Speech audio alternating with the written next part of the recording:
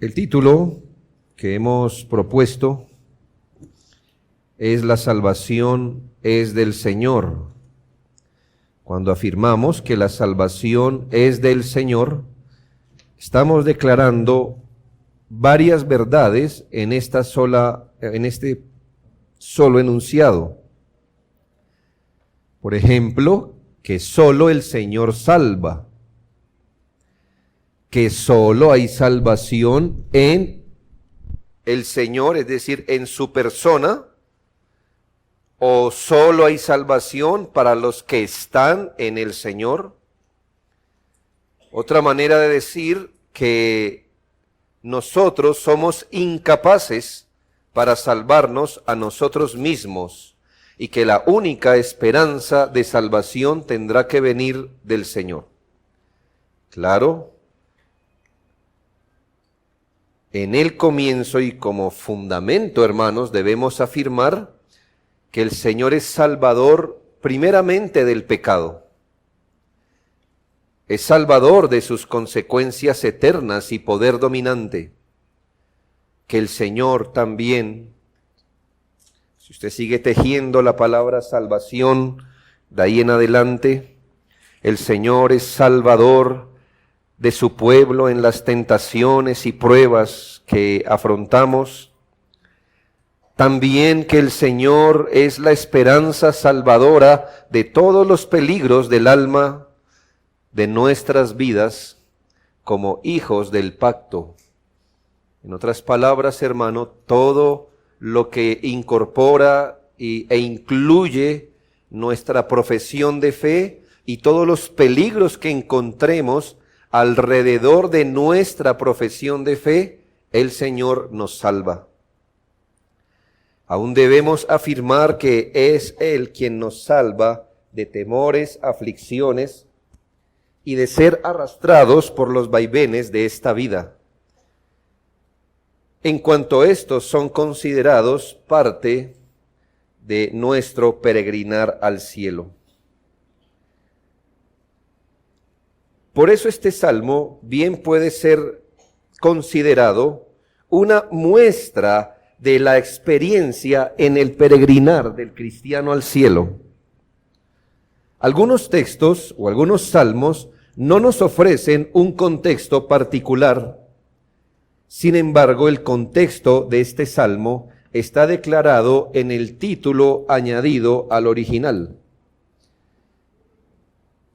Si usted tiene su Biblia abierta, y entiendo que hay discusión en esto, y no sabemos exactamente cuándo estos títulos fueron añadidos, pero muy seguramente ya venían incluidos en la Septuaginta. No sabemos cuándo, pero no estoy hablando, si usted se sitúa en el Salmo 3, por ejemplo, no estoy hablando de ese título que dice oración matutina de confianza a Dios. Ese título, el 4, por ejemplo, no estoy diciendo el título oración vespertina, no. En el 5, plegaria para pedir protección, no. En el 6, oración para pedir misericordia, no. Ese título no estamos hablando. Ese sí sabemos posiblemente quién se lo inventó, el que editó esta Biblia. Estoy hablando del título pequeño, antes del versículo 1, que desde tiempos muy antiguos estaban ahí. No sabemos cuándo llegaron. Algunos piensan que mucho después de que el Salmo fue inspirado, también alguna persona tomó esta información y puso estos textos más o menos para la época de la restauración en el pueblo de Israel. Pero bien que nos ubica y vamos a tener en cuenta este asunto. No todos los salmos harán esto, y nos tendremos que atener a su significado, pero el contexto de este salmo está declarado, añadido al título, al salmo original, y dice Salmo de David, cuando huía de delante de Absalón su hijo. ¿Quién no recuerda este episodio doloroso en la vida del rey David? Aunque la Biblia no nos ofrece datos definitivos, vamos a hacer un repaso general de la vida de David. ¿Sabe usted que David reinó 40 años en Israel? Eso dice la Escritura. Por 40 años reinó. Sabemos, por algunos datos anexos, que cuando David pecó gravemente contra Dios, en el caso de Betsabé, Urías, ese mal testimonio en su familia, el pueblo, hasta el reino de Israel, según se cree, David no había superado los 10 años de reinado. Algunos piensan que entre el año 4 y el año 10 de su reinado, David pecó con Betsabé.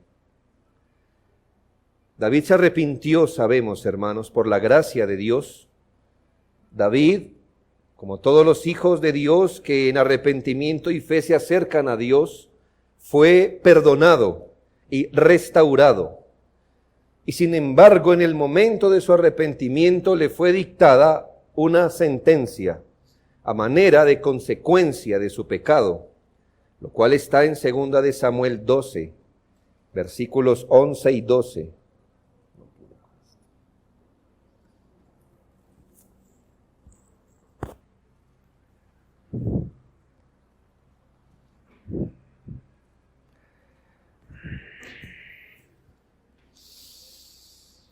Dice: así ha dicho Jehová, he aquí yo haré levantar el mal sobre ti de tu misma casa,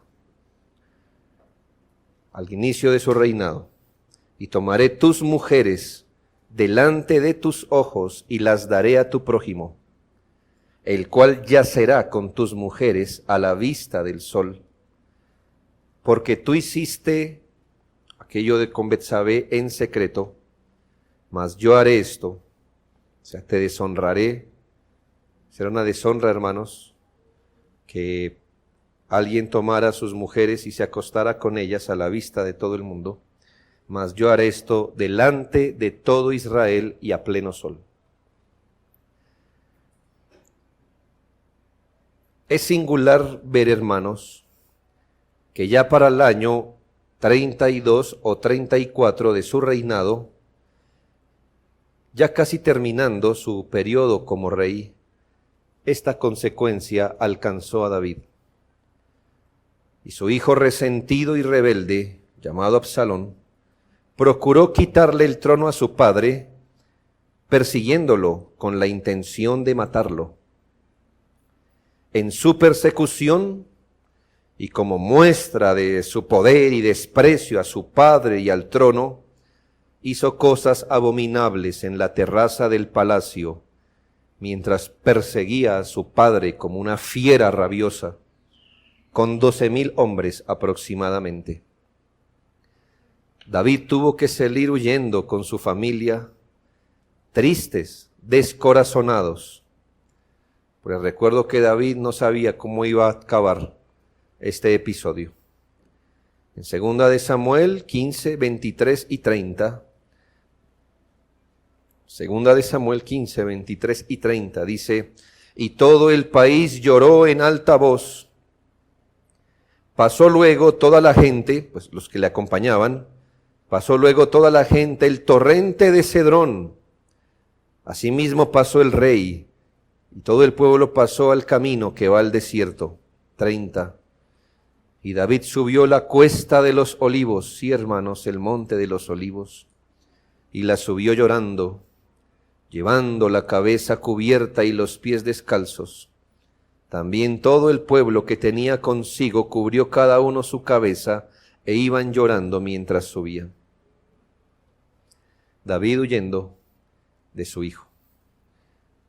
Como Dios lo había dicho, parte de las consecuencias, hermanos, porque decimos que aunque Dios pueda perdonar y perdone los pecados del que se arrepiente y los borre completamente y los eche tras su espalda o los entierre abajo de la mar, las consecuencias estas tienen vida propia. Y muchas veces Dios la deja y las deja, como es el caso de David, 6 años antes de morir, hermanos. Llegó la consecuencia y lo atrapó. Es imprescindible notar algo aquí. Es una impactante tipología que salta a nuestros ojos. Recuerda, hermano, que en la introducción a los salmos dijimos que los salmos hacen parte de lo que da testimonio de Cristo. Aproximadamente 1 milenio después de este episodio, el Rey de Reyes haría lo mismo en el mismo torrente de Cedrón, con el pequeño grupo de sus discípulos, cuando su propio pueblo se rebeló contra él para perseguirlo y matarlo. Juan 18:1 dice: habiendo dicho Jesús estas cosas, salió con sus discípulos al otro lado del torrente de Cedrón, donde había un huerto, en el cual entró con sus discípulos.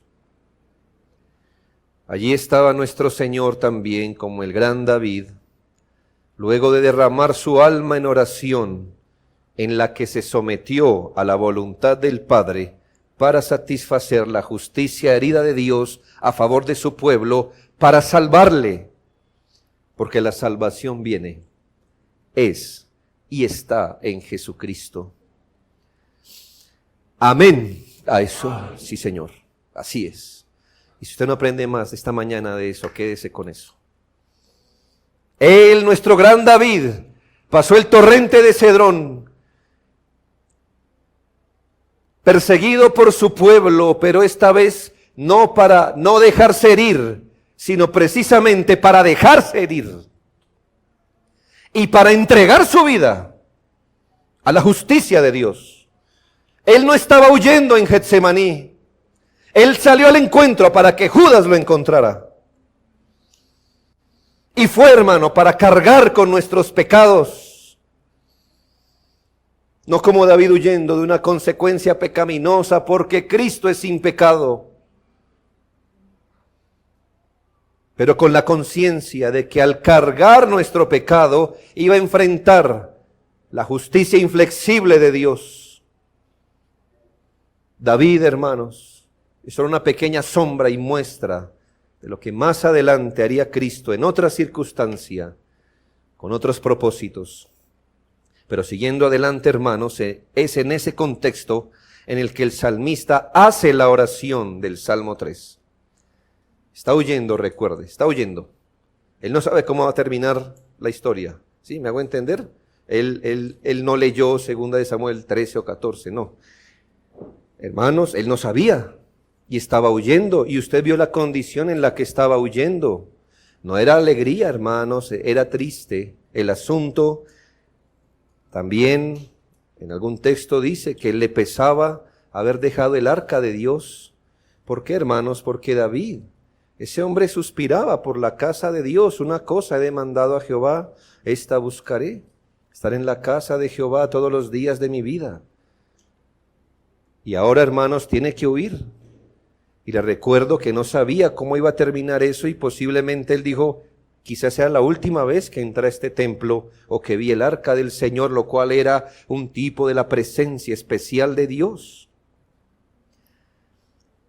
Aquí es donde el salmista hace esta oración hermosa, esta impactante plegaria, que bien puede ser hecha en cualquier momento del peregrinar del creyente en este desierto camino al cielo.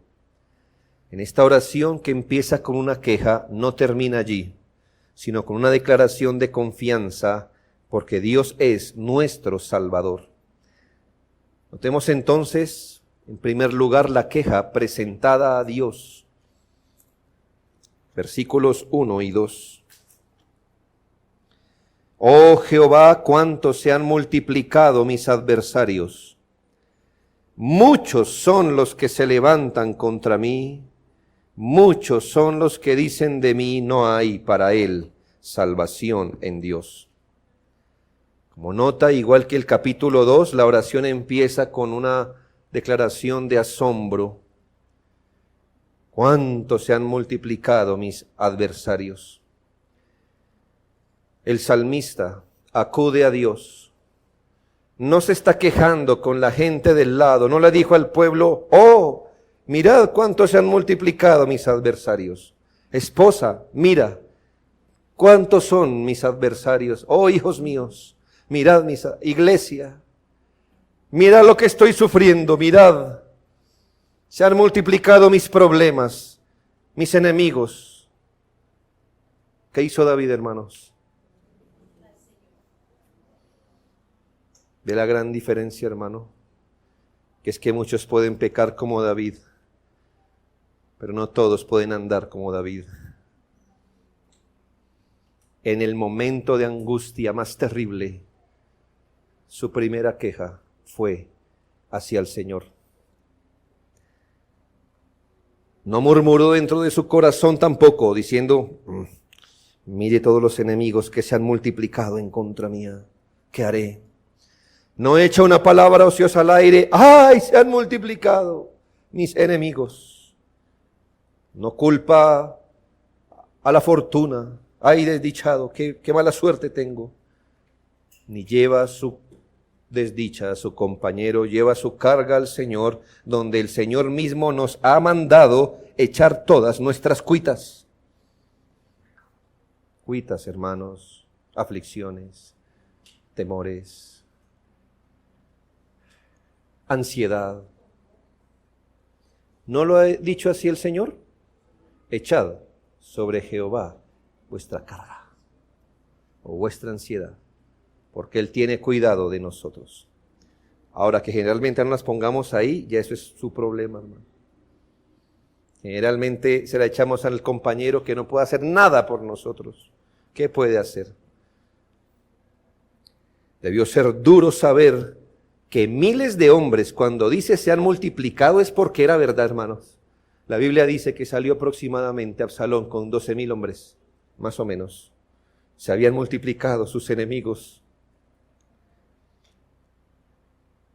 Es más, hermanos, mucho de su pueblo al que Él les hizo tanto bien, que se habían amparado bajo su reinado, ahora le perseguían.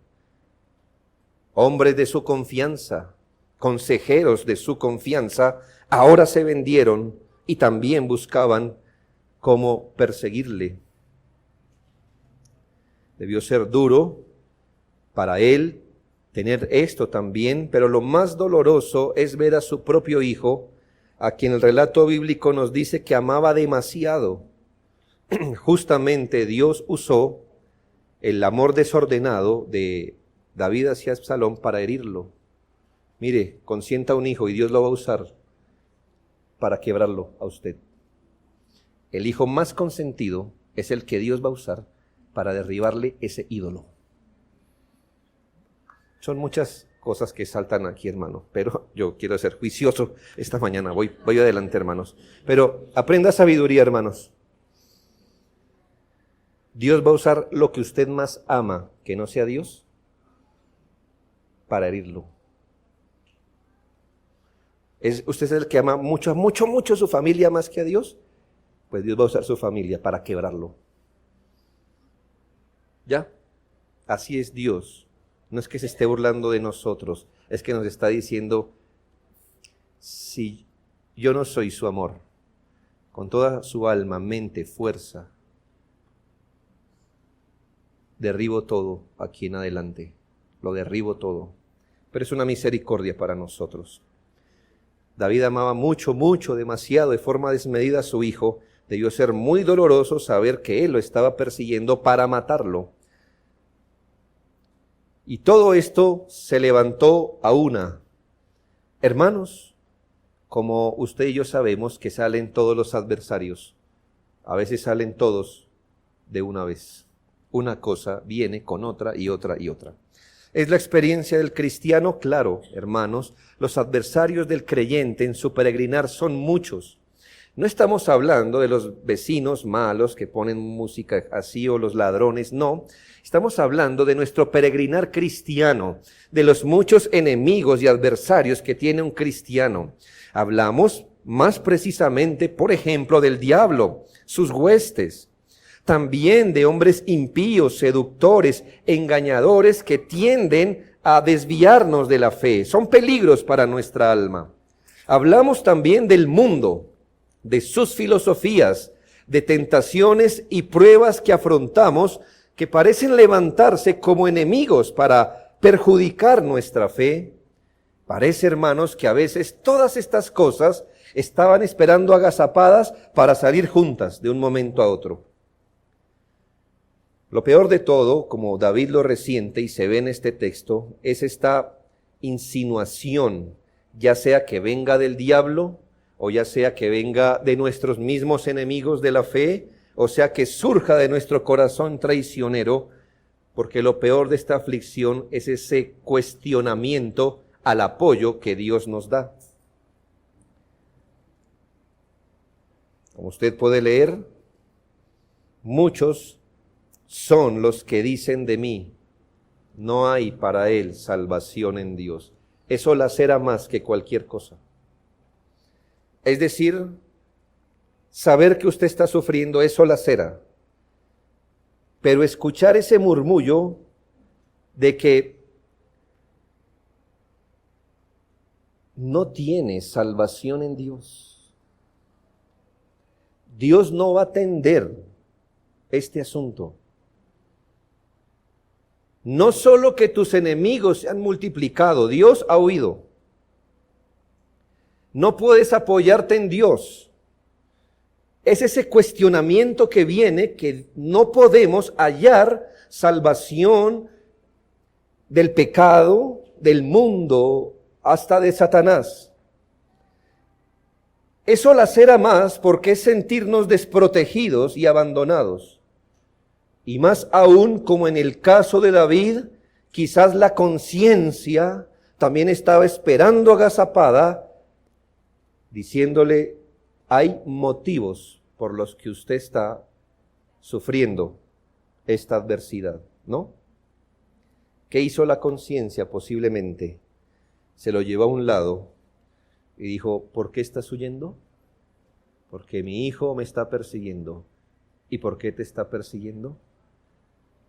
Porque hace 30 años yo deshonré al Señor. Y Él me dejó esta consecuencia pecaminosa. Muy bien, lo siento. Estás aquí por tu culpa. No hay para ti salvación en Dios. La conciencia, el recuerdo de los pecados de su juventud pudieron lacerar a David ya en su vejez, cuando uno es más débil. Así lo interpretó, hermanos, uno de sus enemigos, Simei, en 2 de Samuel 16, 7 y 8, para que vea que, al menos si él no lo pensó, alguien se lo recordó. ¿Ya? Y esta es la interpretación normal de un individuo a la providencia de David. No era cierto, pero es la interpretación que quizás muchos hubiéramos dado a su providencia. Y decía Simei, mientras David iba huyendo, Simei, ese enemigo que permaneció agazapado por más de 30 años, ahora salió a la superficie, maldiciéndole, fuera, fuera, hombre sanguinario y perverso. ¿Por qué sanguinario? Por Urías Eteo, a quien mandó matar. Jehová te ha dado el pago de toda la sangre de la casa de Saúl. Otras cosas más que le añadió. En lugar del cual tú has reinado, y Jehová ha entregado el reino. Mire cómo le dijo. Esto es de Jehová, esto es de Dios. Dios ha entregado el reino en mano de tu hijo Absalón. Y hete aquí sorprendido en tu maldad, porque eres hombre sanguinario. Creer que no tenemos salvación en Dios es la peor arma de nuestros enemigos y la peor traición del corazón de un cristiano. No solo se han levantado tus enemigos, Dios se ha ido, tu pecado te ha alcanzado, tú mereces esto, ¿lo recuerdas? Hermanos, pero los creyentes perdonados no podemos razonar así. Los creyentes perdonados, como David en este caso, siempre debemos recordar que estamos pisando donde Cristo ya pisó anteriormente. Cristo también pudo decir esto, hermanos.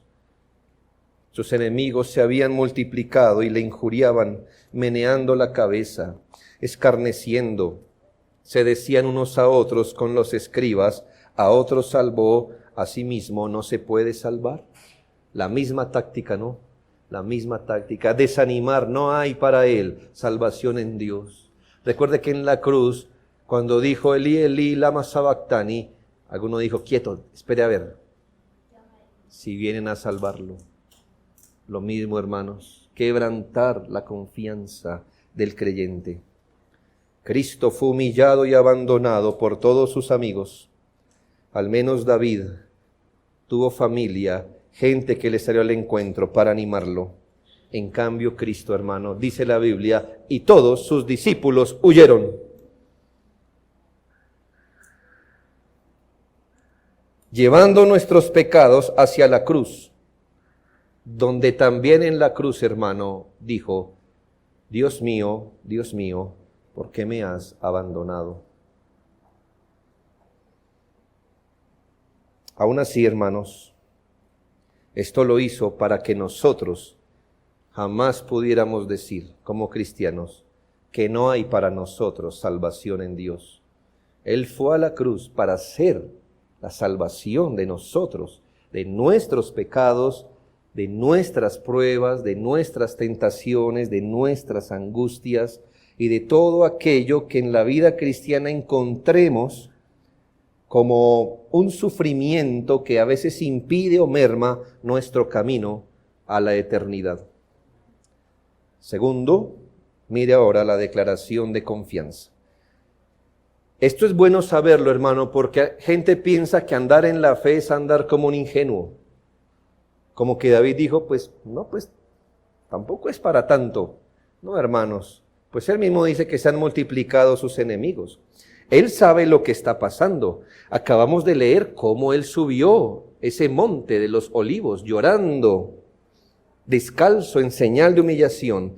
Pero el versículo 3 empieza con un pero, lo que he denominado varias veces, hermano, como los peros divinos. Nadie minimiza o subestima la realidad de las aflicciones y penas en la vida cristiana. Los cristianos afrontamos los ataques de Satanás, pruebas, tentaciones, desasosiego muchas veces. Nadie cuestiona que muchas de estas cosas nos han venido como consecuencia del pecado.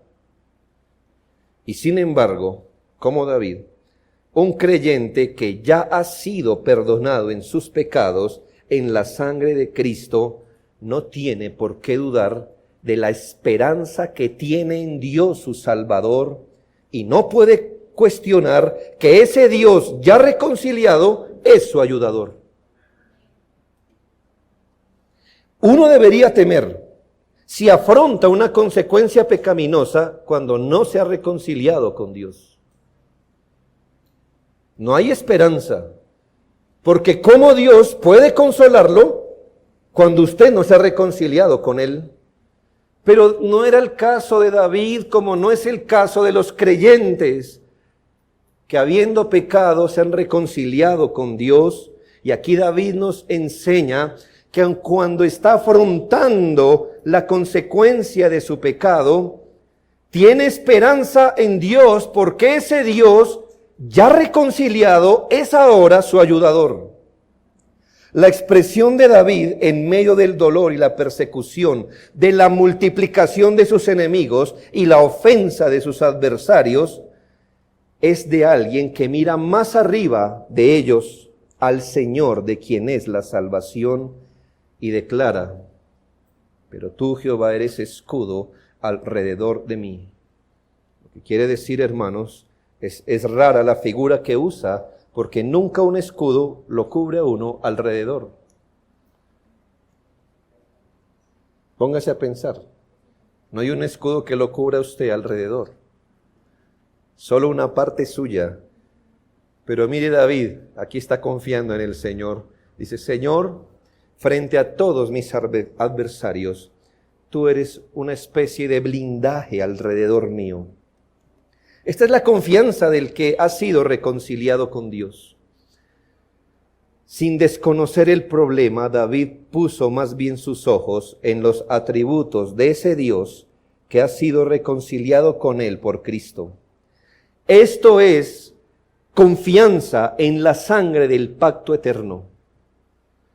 Así, David ve a ese Dios que un día lo descubrió en su pecado, a ese Dios que un día lo reprendió, lo disciplinó en justicia. Ahora David ve a ese Dios como ese Dios que lo protege, que es su gloria y su confortador. Él es mi escudo, mi gloria y el que levanta mi cabeza. Es que, hermanos, si el Señor ha perdonado nuestros pecados y dice que Él los ha olvidado, es mejor que andemos como que eso realmente ocurrió. ¿Me hago entender? Si el Señor ha perdonado nuestros pecados, es mejor que andemos como que eso realmente ocurrió. Y no estemos temerosos pensando, ¿esta es la venganza de Dios? No, porque donde hay perdón ya no hay venganza. Aunque hayan consecuencias, ya no hay venganza. Son dos cosas distintas. David, aunque de obvio entendía que era la consecuencia de su pecado profetizada décadas antes, él dice, Dios es quien me protege. Dios es el escudo protector de su pueblo en tentaciones, pecados, mala conciencia. Es cierto, Él está a favor y alrededor de su pueblo, a quien se ha comprometido llevar a salvo al cielo sin perder ninguno. También Cristo es la gloria del creyente. David dijo, mi gloria. Es singular porque su momento actual no parecía muy glorioso, ¿no? Como derrota, como huir. Pero es que él no está viendo aquí, él está viendo al Señor. Él no es ingenuo, él sabe lo que está pasando, pero mira al Señor. Él es mi escudo, mi gloria. Cristo es la gloria del creyente cuando éste es humillado por sus adversidades. David no dijo, mi testimonio es mi gloria, mi impecabilidad es mi gloria y por eso estoy seguro. Él dijo, Dios es mi gloria. Yo no puedo sacar mi hoja de vida y decir, por esto el Señor me va a proteger. No, saco adelante a Cristo porque Él es mi gloria. Pues no nos gloriamos, dice la Biblia, en nosotros mismos. No nos gloriamos en lo que fuimos, no nos gloriamos en lo que somos ni en lo que seremos. Nuestra gloria es el Señor, Él es nuestra gloria. Cuando somos humillados por todas las cosas, nuestros enemigos que quieren desviarnos de la fe, y además Él es el confortador, no confrontador, también lo es, pero aquí es de dar ese consuelo. El Señor es quien nos levanta, Él dice, quien levanta mi cabeza. Hermanos, esta expresión es de alguien que está con la cabeza abajo, ya sea humillado o por su pecado, por las condiciones. Era un rey ahora sin corona. Estaba corriendo como un fugitivo, humillado, pero el que dice, Él es mi gloria y el que levanta mi cabeza. Esto es, ya sea que nos restaura cuando hemos caído o nos vindica, lo que sea, hermanos, pero el pecado o la aflicción jamás tienen la última palabra en un hijo de Dios. David no miró su dignidad para reconfortarse y sentirse confiado. No miró su obediencia ni su historial. Miró a aquel que es escudo, gloria y restaurador de su pueblo. ¿Cuántas veces, por esos años, desde que era un niño, David clamó a Jehová y Él lo libró de todas sus angustias? David ya lo ha dicho muchas veces, este pobre clamó al Señor y Él lo libró de todas sus angustias. David era un hombre experimentado en oraciones respondidas desde el cielo, favoreciéndolo. Y esta otra vez, hermano, una vez más, en el ocaso de su vida, como cuando lo hacía, cuando era un niño pastor olvidado, clamó a Jehová, versículo 4, literalmente gritó. Con mi voz grité a Jehová. No indica, hermano, que cuando nos dirigimos en angustia debemos gritarle al Señor, pero usted entienda que él estaba sintiendo el asunto que estaba viviendo. Y es como si su alma hubiera gritado. Después escribiría, como el ciervo brama por las corrientes de las aguas, así gime por Dios el alma mía. David gimió, rogó vehementemente al cielo, otra vez, como cuando era niño y se enfrentaba a los osos y a los leones que iban tras las ovejas, como lo hizo cuando huía de Saúl, cuando lo hizo muchas veces, ahora también lo hace. Y aquel que no niega las cosas buenas a los hijos que se lo piden, le respondió. Porque si nosotros, hermanos, sabemos dar buenas cosas a nuestros hijos, siendo malos, ¿cuánto más el Señor dará las buenas cosas a quien se lo pide? Mire lo importante que es aprender a andar con Dios toda la vida. Lo importante que es aprender a confiar y seguir al Señor para que cuando venga la próxima prueba, no digamos, ¿y esto cómo se afronta? Sino que otra vez vayamos una y otra vez a donde siempre hemos ido. David conocía a Dios, sabía, hermanos, que ni aun en los terribles pecados que cometió, Dios no desprecia a un corazón contrito y humillado. Él mismo lo sabía, que en su peor momento Dios no lo desechó cuando él se humilló. Y si fuimos reconciliados por la muerte de su Hijo, siendo enemigos, ahora siendo reconciliados, ¿qué cosa no nos dará ahora? Es decir, nos dio a Cristo cuando éramos sus enemigos, ahora en Cristo, ¿qué no nos dará? Si es algo bueno para nuestra alma, no lo negará. Él solo niega lo que no será bueno para nuestra alma y lo que no cooperará para nuestra eternidad. Del resto, Él lo dará. Pero aquí me parece algo muy impresionante. Creo que el versículo 5 es la expresión máxima de confianza de este hombre. Y así como era cierto que estaba bien angustiado, hermanos, y estaba bien afligido, es cierto, en la medida que fue orando al Señor y confiando en Él. El versículo 5 nos enseña que este hombre no solo dijo que confiaría, ni solo oró, sino que su confianza era verdadera. ¿Qué dice la Biblia? Yo me acosté y dormí, y desperté porque Jehová me sustentaba. Un momento, yo me acosté y dormí. Momento. ¿Dónde estabas, David? ¿En un paraje? ¿En tu castillo? ¿Estabas en un paraje tranquilo, mirando el valle? No, hermanos. Un ejército de 12,000 hombres venía contra él.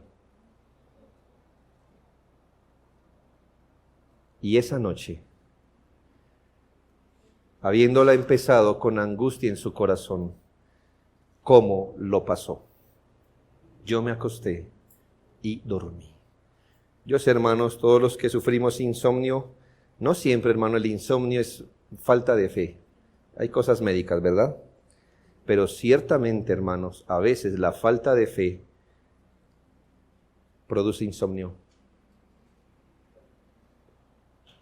Cuando una persona no confía, no cree que puede descansar, porque a ella le toca salir a su defensa, a su propia defensa.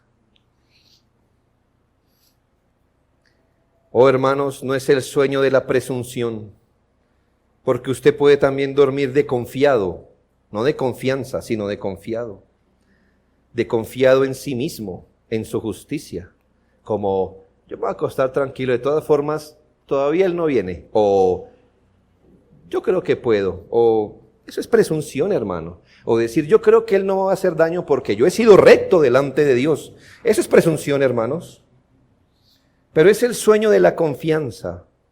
Un ejército le estaba persiguiendo, probablemente él no sabía si iba a sobrevivir, pero dejó todo en manos de Dios y se acostó a dormir, hermanos, porque no hay que desquitarse ni con el sueño, ni con la comida, si Dios es nuestro Salvador. Hermanos, como Ana, que luego de orar comió y ya no estuvo más triste. Ya habló de verdad. ¿Me hago entender? Ya dijo, ya entregué esto a Dios. Es mejor que coma y me vaya. No toda la falta de apetito, hermanos, es por falta de fe. Pero hay mucha falta de apetito y muchas gastritis que son el recordatorio de la falta de confianza en el Señor.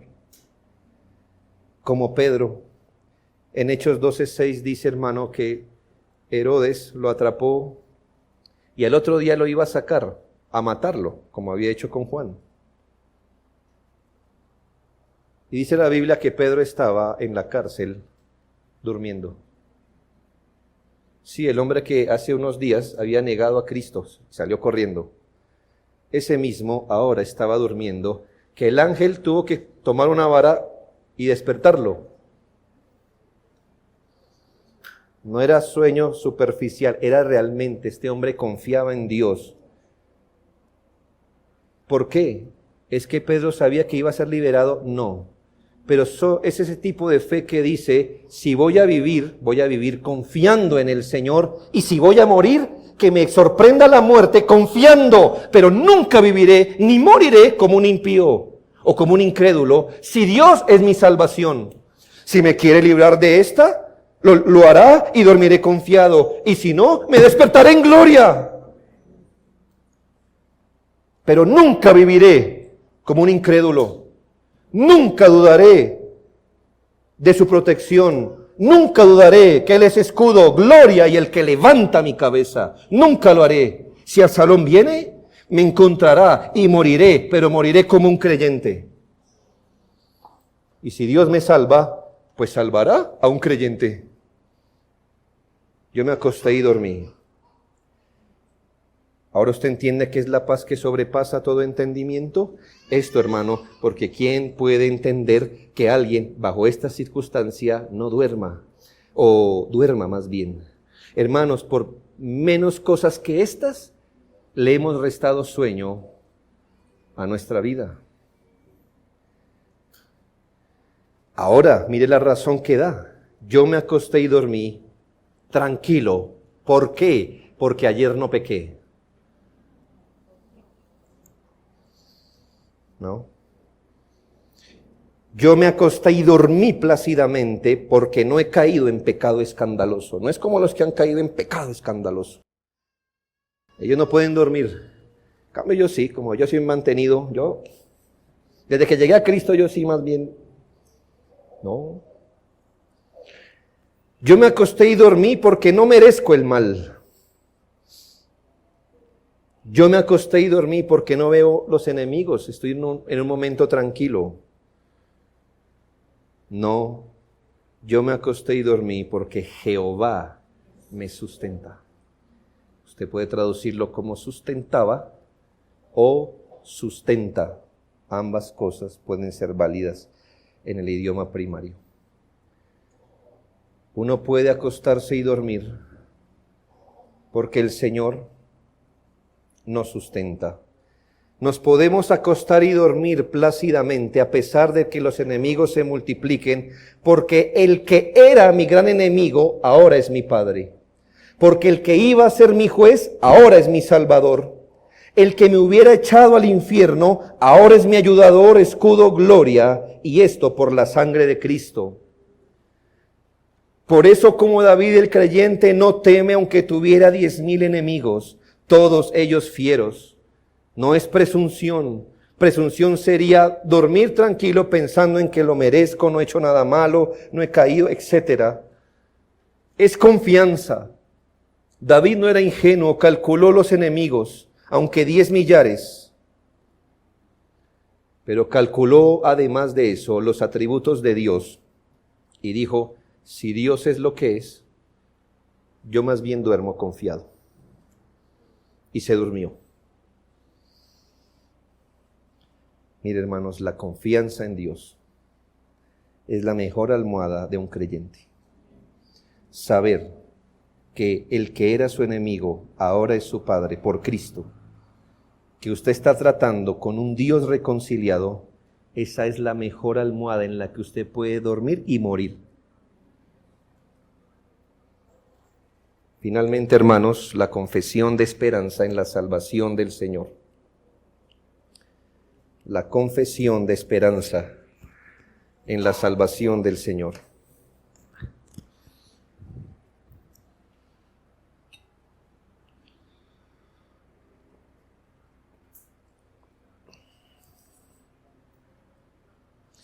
A pesar de este derroche de confianza, hermanos, David clama al Señor. Es decir, nos está mostrando que él confía, pero no es presuntuoso tanto que se acuesta a dormir y se olvida del Señor, sino que el versículo 7 y 8 son confesiones hacia Dios de esperanza. Dice la palabra de Dios, levántate Jehová, sálvame Dios mío, porque tú heriste a todos mis enemigos en la mejilla, los dientes de los perversos quebrantaste. Las salvaciones de Jehová sobre tu pueblo sea tu bendición. Él clama al Señor, aunque sabe que está siendo protegido, clama por protección. Entonces, hermanos, entendemos que no hizo esa oración por incredulidad, sino más bien por confianza. Sabe que, así como antes, Dios quizás no desaparece las adversidades, pero que las santifica quitándoles el aguijón mortal. ¿Cómo sabemos que David creía que Dios no necesariamente quita la adversidad? Sin embargo, le quita la punta venenosa a ese aguijón. Ahí dice, levántate Jehová, sálvame Dios mío, porque todavía él cree que lo pueden herir. Y dice, porque tú heriste a todos mis enemigos en la mejilla, los dientes de los perversos quebraste. Lo que quiere decir, hermano, que posiblemente David, como quizá lo experimentó muchas veces, sabía que Dios iba a permitir a esas fieras que lo mordieran. Pero es una mordedura que duele, pero no mata.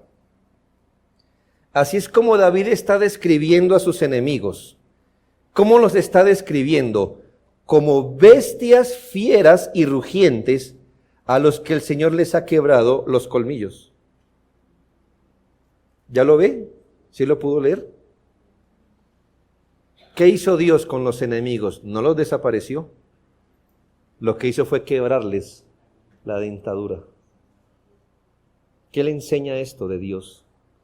Hermanos, que Dios generalmente no quitará al adversario, pero le quitará las muelas para que no mate. Dejará que muerda, dejará que hiera, pero nunca que mate. Entonces David dice, estas bestias fieras y rugientes vienen, pero el Señor les ha quebrado los colmillos. No sé, hermano, perdóneme la expresión, pero puede ser como un león mueco, ¿ya? O sea, hermano, eso infunde miedo, muy seguramente, va a dejar un pellizco. Hermanos, pero no tiene el colmillo que mata.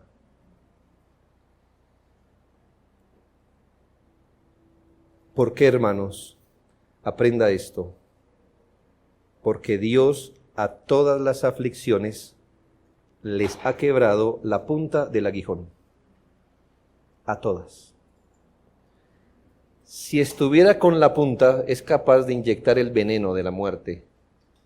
Pero a todas nuestras aflicciones, el Señor les ha quebrado la punta del aguijón. Sí, hermano, duele, pero hermanos, no hay veneno. La aflicción, la prueba, la persecución puede afectarnos, claro, pero jamás podrá separarnos de Dios. Puede sacarnos las lágrimas, pero jamás nos va a sacar la fe ni la vida que tenemos en Cristo. Los creyentes clamamos a Dios no desde la desconfianza, sino desde la esperanza. Sabemos que quizás Dios pueda permitir que el diablo hiera, pero también sabemos que el diablo no podrá matar al cristiano con la segunda muerte. En el caso más extremo, como es la muerte, sí, la muerte física y luego la muerte espiritual, en el caso más extremo, el aguijón de la muerte no nos puede matar con la segunda muerte. Primero los Corintios 15, 55 al 57, Pablo dijo, ¿dónde está, oh muerte, tu aguijón? ¿Dónde, oh sepulcro, tu victoria? Ya que el aguijón de la muerte es el pecado y el poder del pecado la ley, mas gracias sean dadas a Dios que nos da la victoria por medio de nuestro Señor Jesucristo. Hermanos, en el caso más extremo, que es cuando la muerte venga y nos aguijonee, hermanos, pues nos mata. ¿Ya? Pero no nos inyectará el veneno de la segunda muerte. ¿Qué es la segunda muerte? Morir y quedar apartados del Señor. ¿Qué puede hacer la muerte? Matar. Después de eso, nada. Todos los creyentes nos voltearemos a ver a la muerte. ¿No más? No, no más. No puede hacer más. La muerte puede matar el cuerpo, pero jamás puede destituir a alguien de la misericordia, la gracia y la eternidad con el Señor.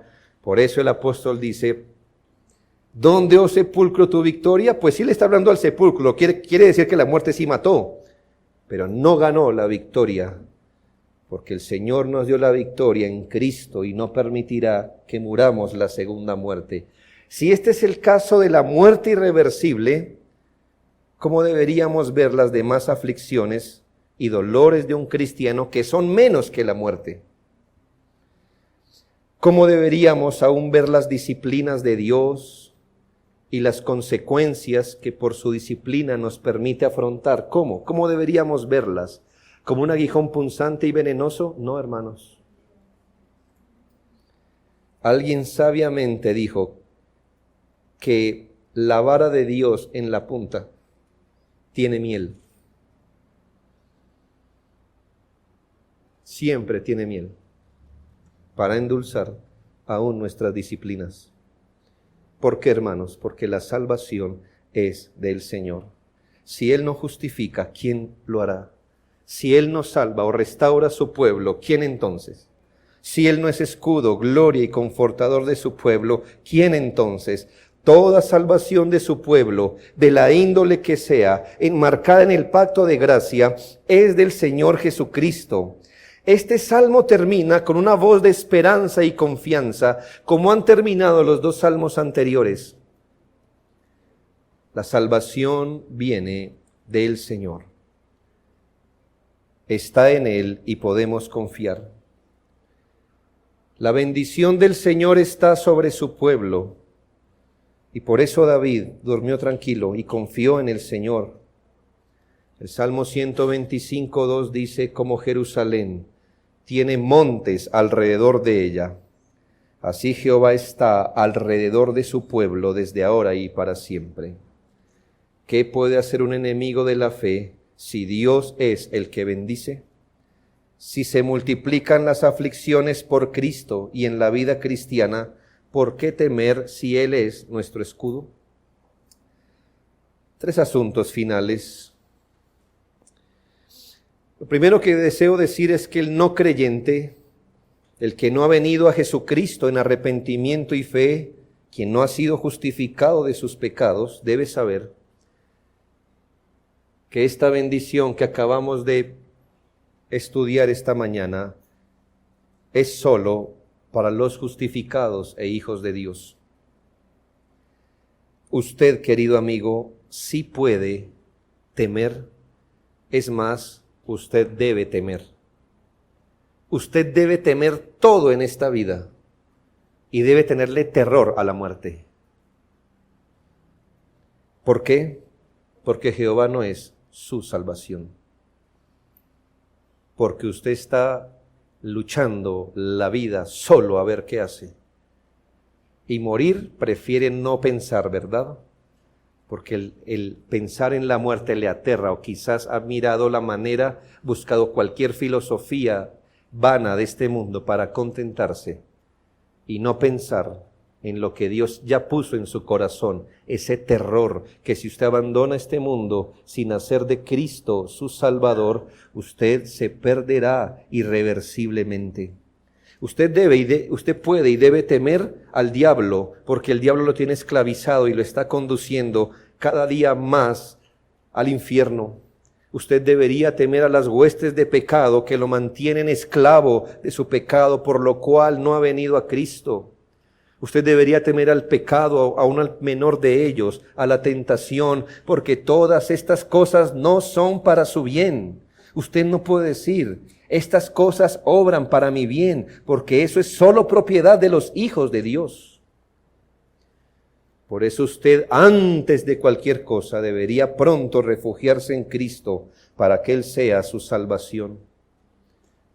No busque salvación en usted, en sus obras, algo que solo viene en Jesucristo. Lo segundo, queridos hermanos, ni siquiera cuando un creyente experimenta las consecuencias de sus pecados, puede desconfiar en Dios. Si un creyente se ha arrepentido de sus pecados, pequeños y grandes, secretos o escandalosos, ese Dios ahora está reconciliado. Y por eso el creyente puede seguir confiando en Él y pidiendo su ayuda en toda su vida cristiana, aún la ayuda que se necesita para sobrellevar las consecuencias.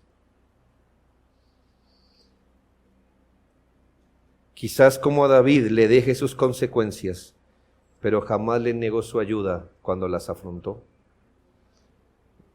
¿Por qué, hermanos? Porque el que ha sido perdonado lo es de verdad. Y Dios lo trata así. Y si Él dijo que borró el acta de los decretos, la borró. La borró. Recuerde que Él es nuestra gloria. Nuestra gloria no son nuestros méritos. Y finalmente, una esperanza para los hijos de Dios. Usted puede acostarse y dormir el sueño final con la esperanza de que el próximo parpadeo lo da al ser recibido arriba en gloria. ¿Qué dijo David? Yo me acosté y dormí y desperté, porque Jehová me sustentaba. Hermanos, un día nos vamos a acostar y dormir, no cualquier sueño, sino el sueño final. Duerma ese sueño final con la esperanza con la que los creyentes dormimos, con la esperanza de ser recibidos arriba en gloria. Muchos años antes de David, Job tenía la misma esperanza. Siglos antes de Cristo y la muerte en la cruz, Job dijo, yo sé que mi Redentor vive, y al fin se levantará sobre el polvo, y después de deshecha esta mi piel, estaba describiendo su muerte, en mi carne he de ver a Dios, al cual veré por mí mismo, y mis ojos lo verán, y no otro, aunque hoy mi corazón desfallece dentro de mí. Si Job pudo decir eso, hermanos, que no vio a Cristo, ¿qué pudiera decir un hijo del pacto que ha sido perdonado en sus pecados? La muerte nos va a sorprender en este peregrinar huyendo de nuestros enemigos, créalo. huyendo de Absalón, del ejército, de la tentación, del diablo, de nuestra conciencia que a veces se levanta a lacerarnos. Quizá afligidos, pero usted podrá acostarse y morir para ser levantado en gloria, y usted mismo, en su carne, habrá de ver a Dios, no otro, aunque ahora su corazón desfallezca. Cristo fue el primero de la resurrección. Él también se acostó, durmió y fue recibido para abrir el camino para que todos los creyentes tengamos esta suerte. Vamos a orar al Señor.